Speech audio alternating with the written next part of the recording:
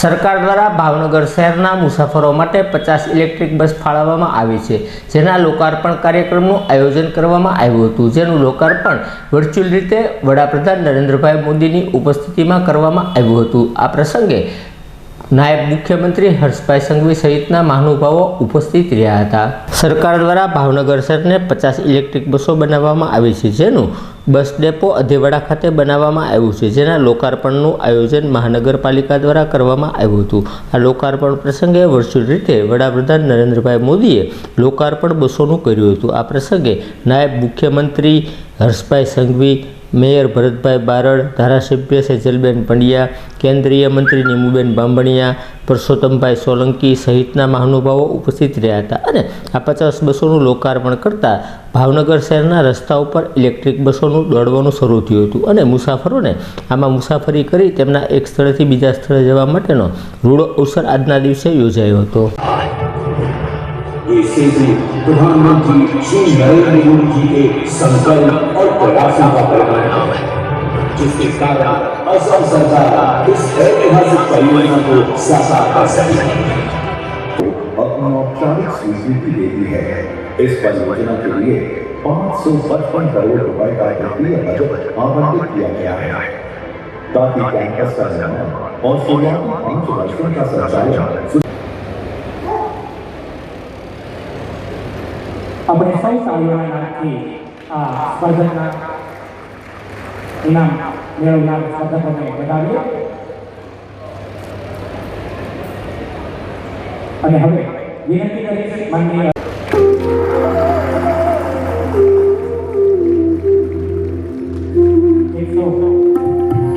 140 કરોડ 85 લાખના ખર્ચે ભાવનગર મહાનગરપાલિકાના અલગ અલગ 35 પ્રકલ્પોનું ખાતમુહૂર્ત માનનીય હર્ષભાઈ સંઘવી સાહેબના કાર્યક્રમથી સંપન્ન થયું।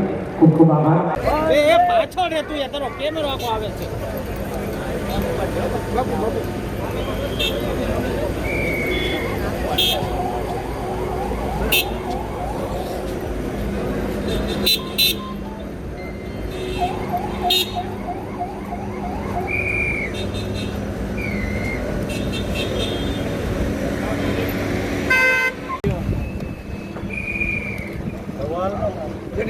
હવે લાગલ હોઈ ગયો, હવે લાગલ હોઈ ગયો, લે ભાઈ હું આગળ હોઈ મારા બાપા ઓલા વચ્ચે આવતો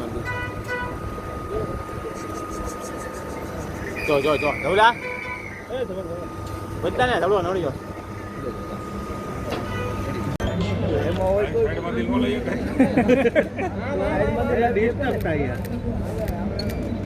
કાર્યક્રમમાંથી ફોન કરી દે। બસ નીકળી જાય, જગ્યા આપો।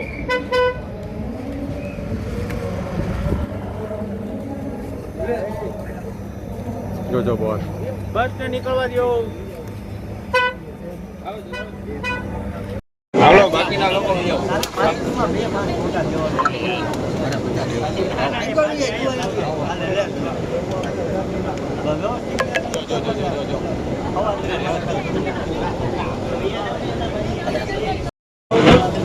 आगे मेरा वाला कौन से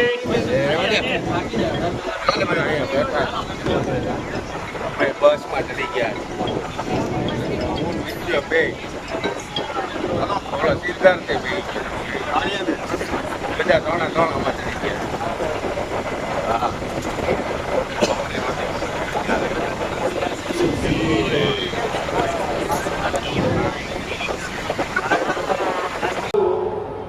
યુએસ જોડે એટલે કે અમેરિકા જોડે જે ટ્રેડ ડીલ કરવામાં આખી દુનિયામાં સૌથી વધુ અને સૌથી સારી સફળતા એ ભારતને પ્રાપ્ત થઈ તે બદલ આપણા નેતૃત્વ, આપણા નેતા આદરણીય પ્રધાનમંત્રી શ્રી નરેન્દ્રભાઈ મોદીજીનો આભાર। આ ટ્રેડ ડીલ એટલી અદ્ભુત છે અને એનો સીધો ફાયદો આપણા ગુજરાતની અંદર હીરા ઉદ્યોગને કપડા ઉદ્યોગને થવાનો અને આ બે ઉદ્યોગ એવી ઝડપથી આગળ વધવાના છે એ જોઈને કરવો એટલે સીધો વિરોધ કરવો છે રત્ન કલાકાર ભાઈ બહેનોને મળતા કામ।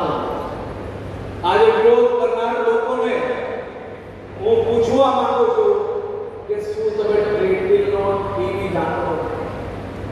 તમને અંદાજો છે કે હીરા બજારને, હીરા ઉદ્યોગને અને હીરા ઉદ્યોગ જોડે મારા ગુજરાતના 15 લાખ કલાકારો જોડાયેલા છે, તેને કેટલો મોટો ભવિષ્યની અંદર ફાયદો થવાનો છે. તમને અંદાજો છે કે આજુબાજુના અનેક દેશો કરતા કપડાની અંદર બી આપણે અમારા દેશોની અંદર કેટલો મોટો ફાયદો થવાનો છે. આ બધા જ ફાયદાઓની સામે કોને દુઃખ થઈ રહ્યું છે એ આપણે જોવાનું.